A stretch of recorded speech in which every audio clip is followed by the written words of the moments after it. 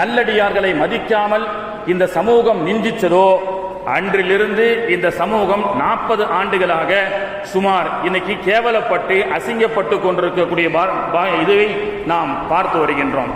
கண்ணியத்திற்குரிய அல்லாஹுவின் நல்லடியார்களே, மக்காவுக்கு சென்றால் அல்லாஹு தஆலா ஹஜ்ஜுக்காக உம்ராவுக்காக செல்லக்கூடிய பாக்கியத்தை அல்லாஹ் நமக்கும் நம்முடைய சந்ததிகள் அனைவர்களுக்கும் தந்து அருள் புரிவானாக. ஆமீன் சொல்லுங்களேங்க. வேண்டாமா? எவ்வளவு பரக்கத்தான நேரத்தில் ஒரு துவா செய்கிறோம். நம்ம ஆமீன் சொல்வதற்கு கூட இன்னைக்கு சோம்பல் தனமாக இருக்கிறது. அல்லாஹு தஆலா நமக்கும் நம்முடைய சந்ததிகளுக்கும் ஹஜ்ஜி உம்ராவுடைய பாக்கியத்தை நிரப்பமாக தந்து அருள் புரிவானாக. ஆமீன். மக்காவுக்கு பக்கத்தில் ஜிஹ்ரானா என்ற மீகாத் ஒன்று இருக்கிறது. இன்னைக்கும் சென்று நீங்கள் பார்க்கலாம். ஜிஹ்ரானா என்று சொல்லக்கூடிய மீகாத், அங்கே ஹாஜிகள் சென்று, அது ஒரு எல்லை, அங்கே இஹ்ராமை அணிந்து கொண்டு உம்ரா செய்வார்கள். அந்த ஜிஹ்ரானா என்ற ஒரு பள்ளிவாசல், இன்னைக்கும் அந்த பள்ளிவாசல்ல போய் தொழலாம். பள்ளிவாசலுக்கு பக்கத்தில் ஒரு கபர் மக்பரா இருக்கிறது, கபரஸ்தான். அங்கே உனைன் போரிலே ஷஹீதாக்கப்பட்ட சுஹதாக்கள் அடக்கம் செய்யப்பட்ட இடம். உனைனுக்கு பக்கத்தில் அந்த மீகாத் ஜிஹ்ரானா என்ற அந்த பகுதியில் உனைன் போரிலே ஷஹீதாக்கப்பட்ட சுஹதாக்கள் அடக்கம் செய்யப்பட்டிருக்கும். நீங்கள் சென்று பார்த்தால் அங்கே எஹராம் கட்டி ஆஜிகள் எல்லாம் இருப்பார்கள். உம்ராவுக்காக செல்லக்கூடியவர்கள், ஹஜ்ஜிக்காக செல்லக்கூடியவர்கள் எஹராமிலே இருப்பார்கள். அப்படி எஹராம் அணிந்தால் அத்தர் பூசக்கூடாது. எஹராம் போட்டுட்டா முடி நகங்களை வெட்டக்கூடாது, அத்தர் பூசக்கூடாது. அத்தர் நறுமணங்கள் இருப்பதற்கு வாய்ப்பே கிடையாது. ஆனால் அந்த உனைன் யுத்தத்திலே ஷஹீதாக்கப்பட்ட சுஹதாக்களுடைய மண்ணறைக்கு நீங்கள் சென்றால், இன்று வரை உலகத்தில் எத்தனை லட்சம் ரூபாய் கொடுத்து வாங்கிய அத்தருடைய வாசனையில் இல்லாத ஒரு நறுமணம், கஸ்தூரி நறுமணம் அந்த மக்பராவிலே வீசிக்கொண்டிருக்கும். நீங்கள் பார்க்கலாம்.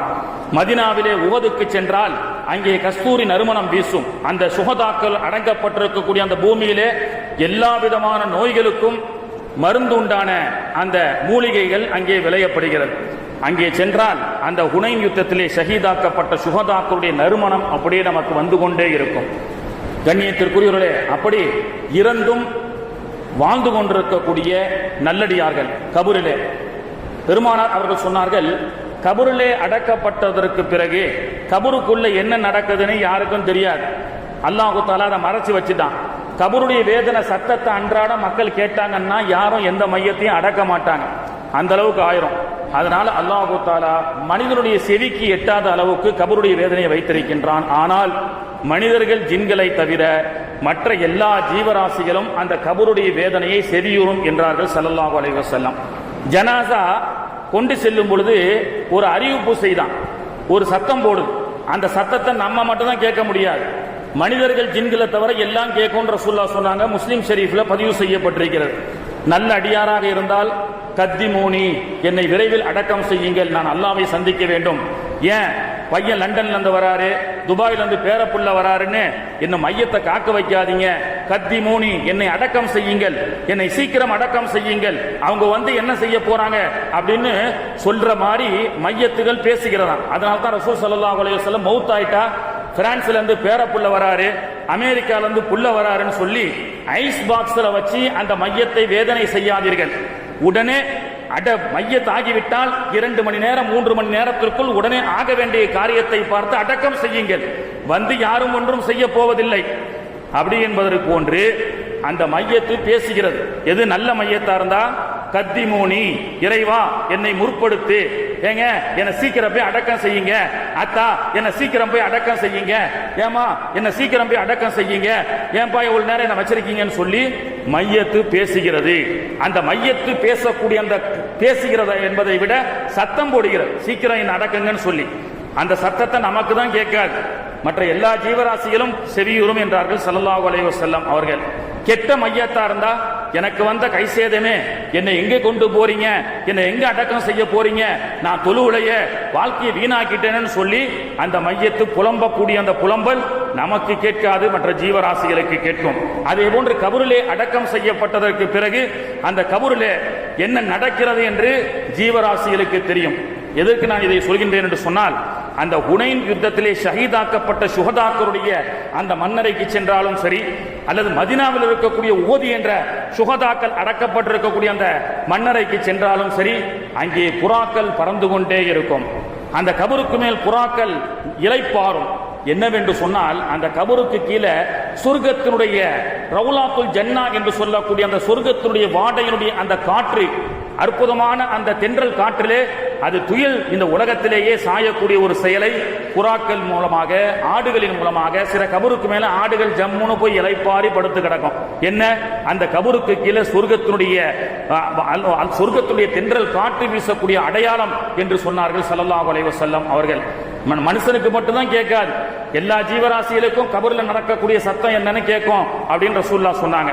அப்படி பெருமானார் அவர்கள் ஜிஹ்ரானா என்ற மக்காவுக்கு பக்கத்தில் இருக்கக்கூடிய ஹுனைன் சுஹதாக்கள் அடக்கம் செய்யப்பட்ட அந்த பள்ளிவாசல்ல ஸல்லல்லாஹு அலைஹி வஸல்லம் அவர்கள் சஹாபாக்களோடு உட்கார்ந்து இருக்கிறாங்க.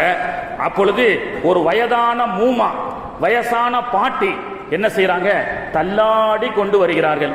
பெருமானார் அவர்களும் சஹாபாக்களும் அமர்ந்து கொண்டிருக்கக்கூடிய அந்த சூழலிலே பெருமானார் அவர்கள் அந்த வயசான தள்ளாடிய மூதாட்டியை பார்த்து பெருமானார் அவர்கள் மரியாதையோடு எழுந்திருச்சு நின்றார்கள். சஹாபாக்கள் ஆச்சரியமாக பார்த்தார்கள். பெருமானார் வருகையை நோக்கி எல்லோரும் மரியாதை செய்யக்கூடிய சூழலிலே பெருமானார் அவர்கள் ஒரு வயதான மூதாட்டி வரும் பொழுது எழுந்திருச்சு நின்றார்கள். அது மட்டுமல்ல, சபையை ஒதுங்க செய்து பெருமானார் அவர்கள் தன்னுடைய தோளிலே போட்டிருக்கக்கூடிய அந்த துண்டை கீழே விரித்து அந்த அம்மாவை வரவேற்று அமரச் செய்தார்கள். சஹாபாக்கள், யா ரசூலல்லாஹ், என்ன இவ்வளவு மரியாதை இந்த மூமாவுக்கு, வயசானவங்களுக்கு, சீனியர் சிட்டிசன், நாம யாரையெல்லாம் இலக்காரமா நினைக்கிறோமோ, இது மூமா, இது வயசானது, இந்த டிக்கெட் வாயை வச்சுட்டு சும்மா இருக்கிறது இல்ல அப்படின்னு நம்ம நினைக்கிறோமே, அந்த போன்ற ஒரு மூமாவை ஸல்லல்லாஹு அலைஹி வஸல்லம் அவர்கள் மரியாதை செய்றாங்க. அதுதான் பரக்கத்துனாங்க ரசூலுல்லாஹ்.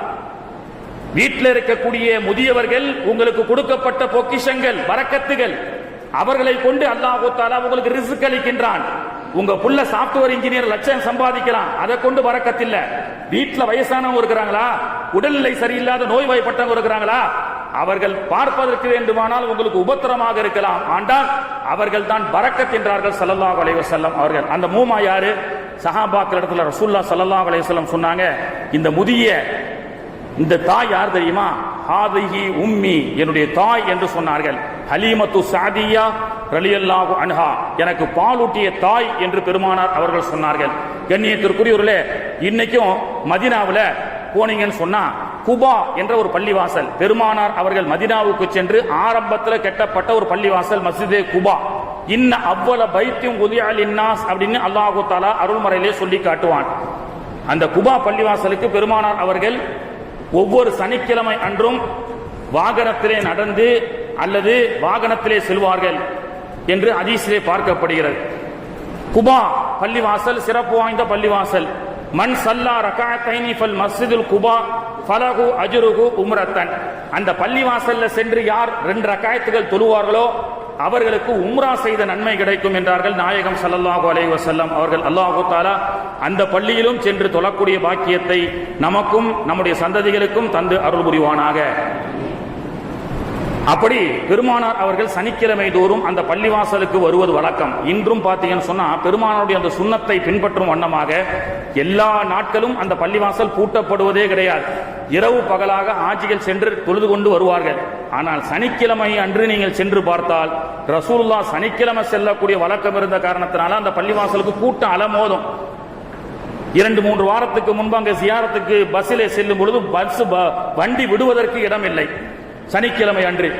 அப்ப அந்த பள்ளிவாசல்ல ரசூல் ஸல்லல்லாஹு அலைஹி வஸல்லம் அவர்கள் சனிக்கிழமை அன்று வரும் பொழுது ஒரு வயதான மூதாட்டி அந்த பள்ளிவாசலை சுத்தம் செய்து துப்புரவு பணியாளராக வேலை செய்து கொண்டிருந்தார்கள். எப்பொழுது வந்தாலும் அந்த மூதாட்டியை பெருமானார் அவர்கள் சந்தித்து விட்டு செல்வார்கள். ஒரு நாள் பொழுது சனிக்கிழமை பெருமானார் அவர்கள் வழக்கமாக வரும் பொழுது அந்த மூமாவை காணல, அந்த மூதாட்டியை காணல. பெருமானார் ஸல்லல்லாஹு அலைஹி வஸல்லம் அவர்கள் அருகில் இருந்த சஹாபாக்களை கேட்டு, ஐன, அந்த அம்மா எங்கே என்று கேட்டார்கள். அந்த தாய் எங்கே? துப்புரவு பணியாளர், ஒரு மிகப்பெரிய ஒரு தலைவர், ஒரு துப்புரவு பணியாளரான ஒரு வயசான மூதாட்டி. அவர்கள் வரவில்லை என்றால் யாரார் கேட்கக்கூடிய தலைவர் உண்டா? தன் மீது குப்பையை கொட்டிய அந்த மூதாட்டியை கூட இன்னைக்கு குப்பை கொட்டப்படவில்லை என்று சந்தித்தவர்கள் பெருமானார். அப்படி பள்ளிவாசலை பெருமானார் கெட்டி அந்த பள்ளிவாசலை சுத்தம் செய்யக்கூடிய அந்த மூதாட்டி காணும். ரசூலுல்லாஹி ஸல்லல்லாஹு அலைஹி வஸல்லம் கேட்டாங்க எங்கன்னு. அப்போ அங்கே இருக்கப்பட்ட மஹல்லாவாசிகள் சொன்னார்கள், யா ரசூலல்லாஹ், அந்த அம்மா இறந்துட்டாங்க அப்படின்னு சொன்னாங்க. பெருமானாருடைய முகம் சிவந்தது. கோபப்பட்டார்கள். அந்த மையத்தைக்கு ஏன் எனக்கு சொல்லி அனுப்பவில்லை என்று சொன்னார்கள். அந்த மையத்திற்கு எனக்கு ஏன் சொல்லி அனுப்பவில்லை என்று சொன்னார்கள்.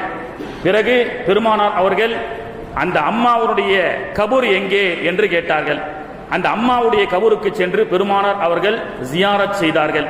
உலகத்திலே கோடிக்கணக்கான மூமீன்கள் பெருமானாருடைய ரவுலாவுக்கு சென்று ஜியாரத் செய்வதற்காக அல்லாஹும் மர்சுகுனா அஜ்ஜ பைத்திக்கல் ஹரம் வ ஜியாரத ரவுலத நபியுனா முஹம்மதின் ஸல்லல்லாஹு அலைஹி வஸல்லம், இறைவா காபத்துல்லாவை தரிசிக்கக்கூடிய பாக்கியத்தை தான், பெருமானாருடைய ரவுலாவுக்கு சென்று ஜியாரத் செய்யக்கூடிய பாக்கியத்தை தான் எவ்வளவோ கோடானி கோட மக்கள் எல்லாம் துவா செய்கிறார்கள். அங்கே சலாம் சொல்வதற்கு லட்சோப லட்ச மக்கள் முண்டிக் கொண்டிருக்கின்றார்கள். ஆனால் அப்படிப்பட்ட நாயகம் அவர்கள் அந்த மூதாட்டினுடைய கபருக்கு சென்று ஜியாரத் செய்கிறார்கள். இறந்துவிட்டால் அவர்களுக்கும் நமக்கும் எந்த சம்பந்தமும் இல்லை. கபருக்கு சென்று ஜியாரத் செய்யலாமா என்றெல்லாம் இன்னைக்கு கேள்வி கேட்கப்படுகிறது. பெருமானார் அவர்கள் அந்த அம்மையாருடைய கபருக்கு சென்றார்கள், துவா செய்தார்கள் என்று சொல்லப்படுகிறது. சரி ஹஜ்ரத், கபருக்கு சென்று துவா செய்யலாம், அவங்க பேர்ல சாப்பாடு ஆக்கி கொடுக்குறாங்களே, ஊருக்கு இன்னைக்கு அத்தாது வலிகுல்லா அப்பாவுடைய ஜியாரத் உருஸ் நடக்குது, சாப்பாட்டு ஆக்கி கொடுக்கிறது ரசூலுல்லாஹ்வுடைய பழக்கம் இருக்கா? கேட்கிறோமா இல்லையா? எல்லாமே ஹதீஸின் அடிப்படையில தாங்க நமக்கு இன்னைக்கு விளக்கம் வேணும். இல்லங்க ஏதோ முன்னோர்கள் செஞ்சாங்க, எல்லாத்துக்குமே ஹதீஸ் இருக்கு. புகாரி ஷரீஃப்ல ஹதீஸ் இருக்கு. ஆயிஷா அம்மா அவர்கள் அறிவிக்கின்றார்கள், கதீஜா ரலியல்லாஹு அன்ஹா அவர்கள் வஃபாத்திற்கு பிறகு ஜன்னத்துல் முஅல்லாவிலே அன்னாருடைய மக்பரா இருக்கிறது. மக்காவுக்கு பக்கத்தில் ஜன்னத்துல் முஅல்லாவில அன்னை கதீஜா அம்மா அவருடைய ஜியாரத்து, கோடான கோடி ஹாஜிகள் எல்லாம் அங்கே சென்று சலாம் சொல்கிறார்கள். அந்த கதீஜா அம்மா எதற்கு சொல்கின்றேன் என்றால், இறந்து விட்டா அவங்களுக்கு போய் சலாம் சொல்லுங்க, ஜியாரத்து பண்ணுங்க இருக்கு. நீங்க ஊருக்கு சாப்பாடாக்கி போடுறீங்களே, இது எந்த ஹதீஸ்ல இருக்கு? அந்த சாப்பாடை நாங்க சாப்பிட மாட்டோம்னு சில பேரு என்ன செய்யறாங்க, அது ஹதீஸுக்கு மாற்றமாக செய்யறாங்கய்யா. யாரோ இந்த ஆலிம் சாவோ அதுக்கு முன்னாடி உள்ள ஆலிம் சாவோ ஊர்ல யாரோ ஒருத்தர் பூ முட்டைகள் ஆரம்பிச்சுட்டாங்க போல தெரியுது, அந்த சாப்பாடை நாங்க சாப்பிட மாட்டோம்னு பிடிவாதம் பிடிக்கின்றார்கள். ஆனால் பெருமானார் அவர்களை சொன்னார்கள், ஆயிஷா அம்மா அவர்கள் கதீஜா அம்மா அவர்கள் வஃபாத்திற்கு பிறகு பெருமானார் அவர்கள் ஞாபகம் வரும் பொழுதெல்லாம் ஆட்டை அறுத்து அந்த இறைச்சி உணவை அவருடைய சகோதரிகளுக்கு மக்களுக்கெல்லாம் பங்கிட்டு கொடுப்பார்கள். இறந்தவர்கள் பெயரிலே உணவை பிறருக்கு அளிக்கலாமா என்று சொன்னால் அளிக்கலாம். பெருமானார் அவர்கள் கற்றுக் கொடுத்த புகாரி ஷரீஃப். பெருமானார் அவர்கள் கரங்களால் கொடுக்கப்பட்ட அந்த உணவை நான் சாப்பிட மாட்டேன் என்று சொன்னால் அவர்கள் பெருமானாருடைய அந்த, அதனால்தான் தபர்ருக்குன்னு சொல்றோம். ரசூலுல்லாஹி ஸல்லல்லாஹு அலைஹி வஸல்லம் அவர்கள் மர்ஹூம்களுக்காக ஆக்கி கொடுக்கப்பட்ட அந்த உணவு இறைச்சியை கொடுத்தார்கள் என்றால், இன்னைக்கு வேணா மோதினார் அப்பா உங்களுக்கு கையில கொடுக்கலாம், அது யார் கொடுத்த மாதிரி? யார் கொடுத்த மாதிரி தான் சொல்லுங்களேன்? ரசூல் ஸல்லல்லாஹு அலைஹி வஸல்லம் கொடுத்த மாதிரி. பெருமானார் அவர்கள் வழங்கிய கரம், மர்ஹூம்களுக்காக கொடுக்கப்பட்ட கரம், இன்று நம்ம பள்ளிவாசல் மோதினாராக இந்த ஊர்ல இருக்கக்கூடிய ஒரு அப்பாவாக இருக்கலாம். அந்த அப்பாவுடைய கைகளாக இருந்தாலும் கொடுக்கப்படுவது பெருமானாருடைய வழிமுறை அல்லவா? அதை வேண்டாம் என்று தவிர்த்துக் கொள்வது அவர்கள் விருப்பம். ஆனால் அதை சாப்பிடுவது பாவம் என்று சொல்வது அவர்களை போன்ற ஒரு பாவிகள் யாரும் இருக்க முடியாது. அப்போ சரி, நினைப்பு வரும்பொழுது தானே கொடுத்தாங்க. வருஷம் இறந்து போன ஒரு நல்லடியார்களுக்காக நாம இந்த மாதிரி கந்தூரி விழா நடத்தலாமா? ரசூல்லா நடத்திருக்கிறாங்கன்னா நடத்திருக்கிறாங்க. பத்ரு சஹாபா புகாரில் இடம்பெற்றிருக்கக்கூடிய ஹதீஸ் தான். 313 பத்ரு சஹாபாக்கள். அதுல இன்னைக்கு மதீனாவுக்கு பக்கத்துல பத்ரு என்ற இடத்துக்கு போனா 14 சுஹதாக்களுடைய ஜியாரத் இருக்கு பத்ர்ல. இன்னைக்கு நம்ம ஊர்ல வந்துட்டா சவுதியில எல்லாம் ஜியாரத்து கிடையாது, அங்கெல்லாம் பாத்தியா கிடையாது. நம்மளை விட விசேஷமா பாத்தியா கொண்டாடுறாங்க. சமீபத்துல 2-3 வாரத்துக்கு முன்னாடி போன மாசம் உம்ராவுக்கு செல்லும் போது மதீனாவுல ஒரு சவுதியினுடைய வஃபாத், ஒரு சவுதி ஒருத்தர் இறந்துட்டாரு. அவர் வீட்டுல ஒரு அசருக்கு பிறகு எல்லாத்தையும் கூப்பிடுறாங்க, தால் வாங்க வீட்டுக்கு விருந்து. அப்ப அங்க இருக்கக்கூடிய முத்தவார் இடத்துல கேட்ட எதுக்காக கூப்பிடுறாங்க? இல்ல அவங்க அப்பா இறந்துட்டாரு, 3ஆம் பாத்தியாக கூப்பிடுறாங்க. மதீனால 3ஆம் பாத்தியா கிடையாதுன்னு சொன்னாங்க. அங்க போனா 3ஆம். அவர் என்ன சொல்றாங்க, சவுதியில் மதீனாவில் இருக்கக்கூடியவர், போய் பாருங்க ஹஜ்ரத், பிரம்மாண்டமான விருந்து ஏற்பாடு. என்ன 3ஆம் ஜியாரத்து பாத்தியா, காவால இருந்து சாயில இருந்து ஆட்டுக்கறியில இருந்து ஒட்டகக்கறியில இருந்து எல்லாத்தையும் கொடுக்கறாங்க. மதீனாவுல எல்லாத்தையும் அழைத்து பொது விருந்து வைக்கிறார்கள். அப்போ ஹதீஸ்லயும் இருக்கு, அரபு நாட்டினுடைய நடைமுறையிலும் இருக்கு. இங்கே ஏதோ ஒரு பெரிய ஷிர்கை போன்று பாவத்தை போன்று இன்னைக்கு நமக்கு மத்தியில சொல்லிக் கொண்டிருக்கின்றார்கள். அப்போ சகோதரரை அதை நம்ம விஷயத்தை தெரிஞ்சுக்கிட்டு, அப்போ ஸல்லல்லாஹு அலைஹி வஸல்லம் அவர்கள் குபா பள்ளி வாசல்ல வந்த அந்த மூதாட்டியை என்ன செய்யறாங்க? அவர்கள் வஃபாத்தானதற்கு பிறகு அவருடைய கபருக்கு சென்று ஜியாரத் செய்கிறார்கள். பத்ரீன்கள் ஒவ்வொரு வருஷம் கொண்டாடுறீங்கன்னு சொன்னா, ஸல்லல்லாஹு அலைஹி வஸல்லம் அவர்கள் ஹயாத்தாக இருக்கும் காலம் எல்லாம் பத்ர்ல 13 சுஹதாக்களுடைய ஜியாரத் இருக்கிறது. பத்ர் நடைபெற்ற இடம் ஆரம்ப காலத்தில் இஸ்லாத்துக்காக தியாகம் செய்த அந்த பத்ரீன்களுடைய கபருக்கு பெருமானார் அவர்கள் பத்ரீன்கள் நினைவாக வருடந்தோறும் ரமலான் பிறை 17 அவர்களுக்காக துஆ செய்யக்கூடியவர்களாக, அவர்களை சென்று தியாரத் செய்யக்கூடியவர்களாக பெருமானார் ஸல்லல்லாஹு அலைஹி வஸல்லம் அவர்கள் இருந்தார்கள். ஆக கண்ணியத்திற்குரியவர்களே, இப்படி எல்லாம் ரசூல் ஸல்லல்லாஹு அலைஹி வஸல்லம் அவர்கள் கொடுக்கப்பட்ட நபி வழி. இறந்தவர்களுக்காக ஜியாரத் செய்வதும், அவர்கள் பேரிலே அளிப்பதும், நல்லடியார்கள் இறந்துவிட்டால் அவர்களுக்காக ஊர் மக்களுக்கெல்லாம் அந்த குதூகலத்தை பங்கிடுவதற்காக உணவளிப்பதும் நபி ஸல்லல்லாஹு அலைஹி வஸல்லம் அவர்கள் நமக்கு காட்டித் தந்த வழிமுறை. கண்ணியத்திற்குரியவர்களே, மதீனாவுல 2 கிபிலா உள்ள ஒரு பள்ளிவாசல் இருக்கு. எல்லா ஜியாரத்துல குபா பள்ளி ஒன்று, 2 கிபிலா இருக்கும். உலகத்திலேயே 2 கிபிலா உள்ள பள்ளி. காபத்துல்லாவை நோக்கி ஒரு கிபிலா இருக்கும், இன்னொரு கிபிலா பைத்துல் முக்கத்தஸை நோக்கி இருக்கும். 2 கிபிலா என்று நாம் சொல்லுவோம். அரபியிலே கிபிலத்தைன் என்று சொல்வார்கள். கிபிலத்தைனுடைய வரலாறு என்ன? அந்த பெருமானார் ஸல்லல்லாஹு அலைஹி வஸல்லம் அவர்கள் தொழுகை கடமையாக்கப்பட்டதற்கு பிறகு 17 மாதங்கள் 18 மாதங்கள் பைத்துல் முக்கத்தஸை தான் காபாவாக கிபிலாவாக நோக்கி தொழுது கொண்டிருந்தார்கள். பைத்துல் முக்கத்தஸ் பலஸ்தீன்ல இருக்குல்ல, அதுதான் ஆரம்ப கிபிலா. பெருமானார் அவர்களுக்கு ஒரு ஆசை, அல்லாஹ் தஆலா காபத்துல்லாவை கிபிலாவா ஆக்கினா நல்லா இருக்குமே அப்படின்னு சொல்லி 17 மாதங்கள் பைத்துல் முக்கத்தஸை நோக்கி தொழுத பெருமானார் அவர்களுக்கு கிபிலா மக்காவை அல்லாஹ் எப்போ கிபிலாவா ஆக்க மாட்டானான்னு ரசூல் ஸல்லல்லாஹு அலைஹி வஸல்லம் அவர்கள் ஆசைப்பட்டார்கள். 17 மாதங்கள் அல்லது 18 மாதங்கள் உருண்டோடியது. மதீனாவிலே பெருமானார் ஸல்லல்லாஹு அலைஹி வஸல்லம் அவர்கள் இப்பொழுது இருக்கக்கூடிய கிபிலத்தை 2 கிபிலாவுடைய பள்ளிவாசலாக இருக்கப்பட்ட அந்த நேரத்தில் அந்த இடத்துல ஸல்லல்லாஹு அலைஹி வஸல்லம் அவர்கள் லொகர் அல்லது அசர் தொழுகிறாங்க. புகாரில் இடம்பெற்றிருக்கக்கூடிய ஹதீஸ். அசர் அல்லது லொகர் பெருமானார் அவர்கள் பைத்துல் முக்கத்தஸை நோக்கி சில சஹாபாக்களோடு தொழுகிறார்கள். அந்த தொழுகையிலேயே ஒரு ஆயத் இறங்குது. கது நரா தகல்லுப வஜ்ஹிக ஃபிஸ் ஸமா ஃபலனுவல்லியன்னக கிப்லத்தன் தர்லாஹா. நபியே நாயகமே, நீங்கள் திட்டமாக நீங்கள் ஆசைப்பட்டதை போன்று காபத்துல்லாவை நீங்கள் கிபிலாவாக ஆக்கிக் கொள்ளலாம். பைத்துல் முக்கத்தஸ் தரப்பிலிருந்து நீங்கள் காபாவை கிபிலாவாக ஆக்கிக் கொள்ளுங்கள் என்று அல்லாஹ் தஆலா சொன்னான். எப்படி சொன்னான்? தர்லாஹா, நீங்கள் விரும்பியபடி. நீங்க என்ன ஆசைப்பட்டு இருக்கீங்களோ, பைத்துல் முக்கத்தஸ்ல இருந்து காபத்துல்லாவை அல்லாஹ் தொழுகைக்கு திசையாக நோக்கினால் நல்லா இருக்கும் நீங்க ஆசைப்படுறீங்களா உள்ளத்துல, உங்கள் ஆசையை நான் நிறைவேற்றிட்டு போங்கன்ட்டான் அல்லாஹ் குர்ஆன்ல. தொழுது கொண்டிருந்த பெருமானார் அவர்கள் அந்த இடத்திலேயே எதிர் திசையாக இருக்கக்கூடிய கிபிலாவின் பக்கமாக திரும்பினார்கள். சஹாபாக்களும் ஏன் எதற்குன்னு கேட்காம அப்படியே திரும்பி தொழுகையிலேயே தன்னுடைய தரப்பை திருப்பிய வரலாறு. அதனால தான் அந்த பள்ளிவாசல் இந்த பக்கம் ரசூலுல்லாஹ் தொழுகும் பொழுது கிபிலாவை நோக்கும்படி பெருமானார் அவர்கள் வேற எதிர் திசையாக தோன்றிய காரணத்தினால், அந்த ஆயத் அங்க இறங்கிய காரணத்தினால் 2 கிபிலா ரசூலுல்லாஹ் இப்படி தொழுவும் போது இந்த ஆயத் இறங்கிச்சு, இப்படி திரும்பினாங்க 2 கிபிலா அப்படின்னு வருகிறது. இது ஏன் மதீனாவுல இறங்காம அந்த இடத்துல அல்லாஹ் ஆயத் இறக்குனா? 17 மாதங்கள் 18 மாதங்கள் பெருமானுடைய மிகப்பெரிய ஆசை. அதற்கு ஹதீஸ் ஷரீஃபிலே எழுதுகிறார்கள், அதாவது பெருமானார் ஸல்லல்லாஹு அலைஹி வஸல்லம் அவர்கள் மதீனாவுக்கு வந்த புதுசுல எல்லோரும் என்ன செய்யறாங்க, பெருமானார் அவர்களை பார்த்து பிரமிப்படைந்தார்கள். பெருமானாருடைய நேரடி தர்பாரிலே சென்று ரசூலுல்லாஹ்வை பார்க்கறாங்க, ரசூலுடைய ஹதீஸை கேட்கின்றார்கள். பெருமானார் ஸல்லல்லாஹு அலைஹி வஸல்லம் உடைய எல்லா சிறப்புகளையும் அவர்கள் தெரிந்து வைத்திருந்தார்கள். ஏன்னா இன்னைக்கு நாம மட்டும்தான் மௌலிது ஓதலாமா ஓதக்கூடாதா, நபிகள் நாயகத்தை புகழக்கூடாதா ஜரத்து அப்படின்னு நாம சொல்றோம். ரசூல் ஸல்லல்லாஹு அலைஹி வஸல்லம் அவர்கள் பிறப்பதற்கு 600 ஆண்டுகளுக்கு முன்பதாக இந்துக்களுடைய பவிஷ்ய புராணம் என்று சொல்லக்கூடிய இந்து புராணத்திலே பெருமானாரை பற்றி பேசுகிறார்கள். ரசூலுல்லாஹ் பிறக்கிறதுக்கு முன்னாடி, பிறந்த பிறகு யார் வேண்டுமானாலும் பாராட்டப்படலாம். பிறப்பதற்கு முன்பே பேசப்பட்டவர்கள் நபிகள் நாயகம்.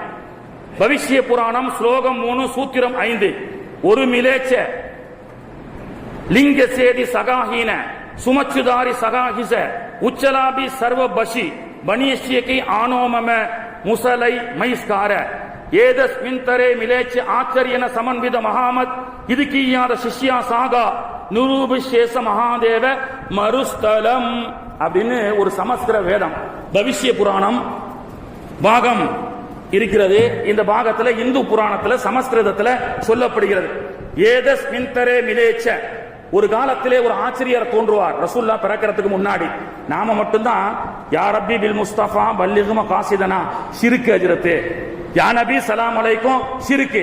ஆனா ஷிர்க் வைக்கின்றார்கள் என்று சொல்லக்கூடிய சமஸ்கிருத வேதம் சொல்கிறது, ஏதஸ்த மின்தரே மிலேச்ச, ரசூல் ஸல்லல்லாஹு அலைஹி வஸல்லம் பிறப்பதற்கு முன்பு ஒரு ஆச்சரியார் தோன்றுவார். அவர் பாலைவனத்திலே தோன்றுவார். அவர் பெயர் மஹாமத் இது கீயாத, அவருடைய பெயர் முகம்மது. சிஷ்ய சாகா சமன்வித, அவர்கள் சஹாபாக்களோடு வருவார். நிரூபசேஷ மகாதேவ மறுஸ்தல நிவாசனம், அவர் சுன்னத் வைத்திருப்பார், குடுமி வைத்திருக்க மாட்டார், தாடி வைப்பார் என்று பெருமானாருடைய அங்க லட்சணங்களை பெருமானார் அவர்கள் பிறப்பதற்கு முன்பு இந்து புராணங்கள் பவிஷ்ய புராணம் சொல்லி காட்டுகிறது. இது ஏன் சொல்றேன்னு சொன்னா, பெருமானார் அவர்களை இந்த போன்ற ஒரு அதிசய பிறவியை பார்க்க வேண்டும் என்று அரபிகள் எல்லாம் ஆசைப்பட்டார்கள். அப்படி மதீனாவுக்கு ரசூல் ஸல்லல்லாஹு அலைஹி வஸல்லம் அவர்கள் வரும்பொழுது எல்லாரும் பெருமானார் அவர்களை பார்த்து ஆனந்த பரவசம் அடைந்தார்கள். மதீனாவுக்கு வரும்பொழுது நாம் எதிர்பார்த்த அந்த தூதர், முந்தைய வேதத்திலே சொல்லப்பட்ட அந்த தூதர் வந்துவிட்டார் என்று பெருமானார் அவர்களை காலை முதல் இரவு வரை பார்த்து பார்த்து ரசித்தார்கள். பெருமானாருடைய பேச்சை ரசித்தார்கள், பெருமானார் கொண்டு வந்த கொள்கையை ரசித்தார்கள். அப்படி ரசிக்கும் பொழுது பெண்கள் எல்லாம் அப்பொழுது ஆண்களை பார்க்கலாம், ஹிஜாபுடைய தடை இல்லாத போது பெண்களும் ரசூலுல்லாவை பார்க்க வந்தார்கள். அப்படி பார்க்க வந்த பெண்கள் எல்லாம் வெளியே சென்று பேசிக்கிட்டார்கள், பெருமானார் அவர்கள் எவ்வளவு சிறப்பான ஒரு படைப்பாக இருக்கின்றார்கள், பெருமானார் அவர்கள் எவ்வளவு அழகான தத்துவங்களை சொல்கின்றார்கள் என்று சொல்லும் பொழுது இந்த கிபுலத்தைனுக்கு வருவோம். இந்த கிபுலத்தைன்ல உம்முல் பிஷ்ரா என்ற ஒரு மூதாட்டி, இவங்க காதுக்கு விழுது, படுத்த படுக்கையில இருக்கிறாங்க.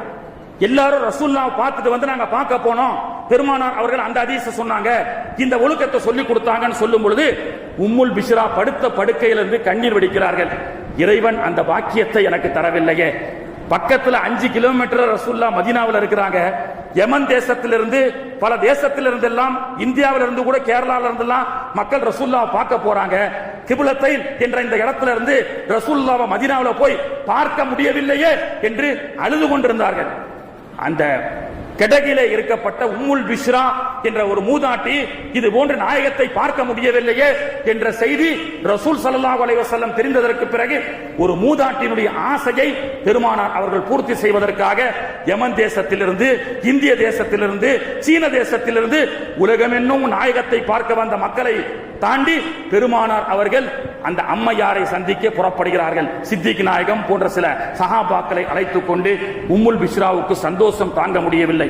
பெருமானார் அவர்களை பார்க்க வேண்டும் என்று நினைத்தோமே, இப்பொழுது பெருமானார் அவர்களே என் வீட்டுக்கு வந்து விட்டார்களே என்ற ஒரு ஆனந்த சந்தோஷம் அடைந்த அந்த மாத்திரத்திலே தான் ஸல்லல்லாஹு அலைஹி வஸல்லம் அவர்கள் லொஹரோ அசரோ அந்த அம்மா வீட்டில் நின்று கூட்டு வந்த சஹாபாக்களோடு தொழுவும் பொழுதுதான் அல்லாஹு தஆலா என்னுடைய மூதாட்டியினுடைய ஆசையை நீங்கள் பூர்த்தி செய்து விட்டீர்கள், எனவே நீங்களும் ஆசைப்படுவதை போன்று காபத்துல்லாவை முன்னோக்கக்கூடிய அந்த ஆசையை நான் நிறைவேற்றி விட்டேன் என்று அல்லாஹு தஆலா அந்த அம்மையாருடைய வீட்டிலே பெருமானார் அவர்கள் தொழுகும் பொழுது இந்த ஆயத்தை இறக்குகின்றான் என்று சொன்னால், வீட்டிலே ஒரு மூதாட்டி, முதியவர்கள், நம்முடைய முன்னோர்களுக்கு நாம் கண்ணியம் படுத்தக்கூடிய காலமெல்லாம், அவர்கள் மனம் குளிர வைக்கும் காலமெல்லாம் அல்லாஹு தஆலா நாம என்ன ஆசைப்படுகின்றோமோ அந்த ஆசையை அல்லாஹு தஆலா நிறைவேற்றுவான். எனவே வீட்டில் தண்டச்சோறு இது இருக்கிறதுனால எந்த பிரயோஜனம் இல்ல, இந்த மூமா வீட்டில் வாய வச்சுட்டு சும்மா இருக்க மாட்டாங்கன்னு யாரையும் பழிக்காதீர்கள். வீட்டில் முதியவர்கள் இருப்பது பரக்கத், அதை கொண்டு நோய் நொடி இல்லாத வாழ்க்கையை அல்லாஹ் தருவான், நீண்ட ஆயுளை அல்லாஹ் தருவான், உங்களுடைய வியாபாரத்திலே அல்லாஹ் பரக்கத் செய்வான். அப்படி முதியவர்களுக்கு பிள்ளைகளாக இருக்கக்கூடிய நாம அவருடைய ஆசை நிறைவேற்றப்படக்கூடிய விஷயத்துல வீட்டில் இருக்கக்கூடிய மூமாக்கள் அப்பாக்களுடைய ஆசை என்ன? ஒரு 10 ஏக்கர் மெட்ராஸை இடம் வாங்கிக்கிடுங்கன்னு கேட்கிறாங்களா? இல்ல, முன்னோர்கள் நம்ம வீட்டில் அல்லாஹ் தஆலா பெற்றோர்களை ஹயாத்தா வச்சிருக்கிறான் அல்லது மூமா அப்பாவை ஹயாத்தா வச்சிருக்கிறான்னு சொன்னா அவங்க நீண்ட கால ஆசை என்ன தெரியுமா? அந்த ஆசை நிறைவேற்றலாமா? எல்லாரும் இன்ஷா அல்லாஹ் அவங்களுடைய ஆசையை நிறைவேற்றுங்கள், அந்த ஆசையை நிறைவேற்றுவதற்காக பாடுபடுங்கள். அல்லாஹ் தஆலா உங்களுக்கு வியாபாரத்தை அள்ளி கொடுப்பான். என்ன ஆசை? இறையில்லமான காபத்துல்லாவுக்கு ஹஜ்ஜிக்காக செல்ல வேண்டும் என்ற ஆசை, இறையில்லமாம் காபாவை தரிசிப்பதற்கு ஆசை. எவ்வளவோ முன்னோர்கள் நம்ம பிள்ளை எப்படியாவது சம்பாதிச்சு நம்மளை ஹஜ்ஜிக்கு அழைத்து செல்ல மாட்டாரா, என்னை ஹஜ்ஜிக்கு கூப்பிட்டு செல்ல மாட்டாரா? ரசூலுல்லாஹ் இடத்துல வந்து சொன்னாங்க, யா ரசூலல்லாஹ் என்னுடைய தாய் இறந்து விட்டார், ஹஜ்ஜி செய்யணும்னு ஆசை, மௌத்தாயிட்டாங்க, நீ இருக்கல்ல அந்த கடனை நிறைவேற்றினாங்க ரசூலுல்லாஹ். அப்போ ஹயாத்தாக அல்லாஹு தஆலா வீட்டில் முதியவர்கள் இருந்தால் அவர்கள் படக்கூடிய ஆசை என்ன? ஹஜ்ஜிக்கு செல்ல வேண்டும். கண்ணியத்திற்குரியவர்களே, பிள்ளைகளாக இருந்து என்னுடைய பெற்றோரை, என்னுடைய வாப்பா அம்மாவை நான் ஹஜ்ஜிக்கு அனுப்பி வைக்க வேண்டும், இறைவா அதற்காக பரக்கத்தை கொடுனா அல்லாஹ் தஆலா கொடுப்பான். எப்படி உங்க வீட்டு பிள்ளைகளுக்காக, மனைவி மக்களுக்காக நகையை சேர்க்க வேண்டும் என்று நீங்கள் பாடுபடுகின்றீர்களோ, சொந்த வீடு கட்ட வேண்டும் என்று பாடுபடுகின்றீர்களோ, சொந்தமா கார் வாங்க வேண்டும் என்று பாடுபடுகின்றீர்களோ, அதே போன்று அல்லாஹ்விடத்தில் கேளுங்கள், எங்களுடைய வயசான வீட்டில் இருக்கக்கூடிய முதியவர்களை நான் ஹஜ்ஜிக்கு அனுப்பி வைக்க வேண்டும் இறைவா, அதற்காக பரக்கத்தை கொடுன்னு கேட்டா அல்லாஹ் தஆலா அள்ளி கொடுப்பான். சகோதரர்களே, அல்லாஹ் தஆலா 2025 ஹஜ் கமிட்டியினுடைய அப்ளிகேஷன் ஃபார்ம் அல்லாஹ்வுடைய கிருபையில் ஆன்லைன்ல வெளியாகிவிட்டது. விருப்பம் உள்ளவர்கள் அடுத்த மாசம் 20ஆம் தேதிக்குள்ள அது முடிவடைய போகின்றது. இன்ஷா அல்லாஹ் ஹஜ் கமிட்டியின் மூலமாக அனுப்பக்கூடிய வீட்டில் இருக்கக்கூடிய சீனியர் சிட்டிசனை அனுப்புறதுனால தான் அந்த விஷயத்தை நீங்க பயன்படுத்தி முன்னோர்களுடைய ஆசையை நிறைவேற்றுங்கள். அல்லாஹ் தஆலா நம்முடைய ஆசையை, நம்முடைய வீட்டில் இருக்கக்கூடிய பிள்ளைகளுடைய ஆசையை அல்லாஹ் தஆலா நிறைவேற்றுவான். வல்ல ரஹ்மான் அந்த முதியோர்களை கிதுமத் செய்து அவருடைய துஆவை பெற்று வாழக்கூடிய நன்மக்களாக நாம் அனைவரையும் அல்லாஹ் தஆலா ஆக்கி அருள் புரிவானாக. முன்னோர்களை மதித்து, வலிமார்களை மதித்து, இது போன்ற உருசுகளை மதித்து, இது போன்ற தவறுக்குகளை மதித்து, அதன் மூலமாக உலகத்திலே கண்ணியத்தோடும் மானத்தோடும் இஸ்ஸத்தோடும் வாழக்கூடிய பாக்கியத்தை வல்ல ரஹ்மான் நாம் அனைவர்களுக்கும் தந்து அருள் புரிவானாக. ஆகிரு தஅவானா அனில் ஹம்துலில்லாஹி ரப்பில் ஆலமீன். அஸ்ஸலாமு அலைக்கும் வ ரஹ்மத்துல்லாஹி வ பரகாத்துஹு.